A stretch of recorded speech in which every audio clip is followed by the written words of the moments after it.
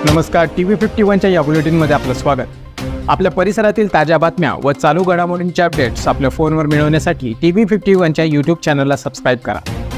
बातम्यांचे नोटिफिकेशन्स मिळवण्यासाठी बेल आयकॉनवर क्लिक करायला विसरू नका।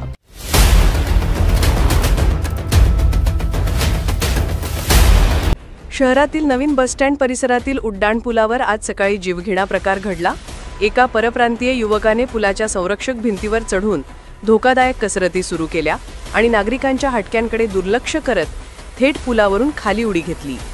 तो युवक जखमी झाला असला तरी हा प्रकार पाहून उपस्थितांमध्ये भीती पसरली, कारण त्याच्या या बेपर्वा कृतीमुळे तो खाली जाणाऱ्या कुणाच्याही अंगावर पडला असता तर मोठा अनर्थ घडला असता। काही काळापूर्वी याच पुलावर काही तरुणांनी चहा मागवून बसण्याचा प्रकार केला होता। अशा बेजबाबदार वर्तनामुळे सामान्य नागरिकांच्या सुरक्षिततेवर गंभीर प्रश्नचिन्ह निर्माण होत आहे।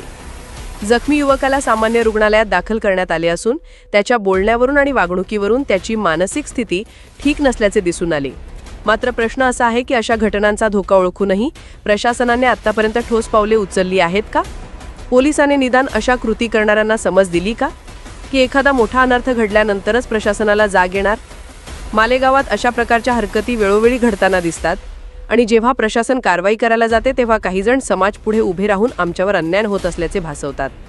त्यामुळे अशा घटनांना आळा घालण्यासाठी शासनाने कठोर कारवाई करावी अशी मागणी सामान्य नागरिकांकडून जोर धरू लागली आहे।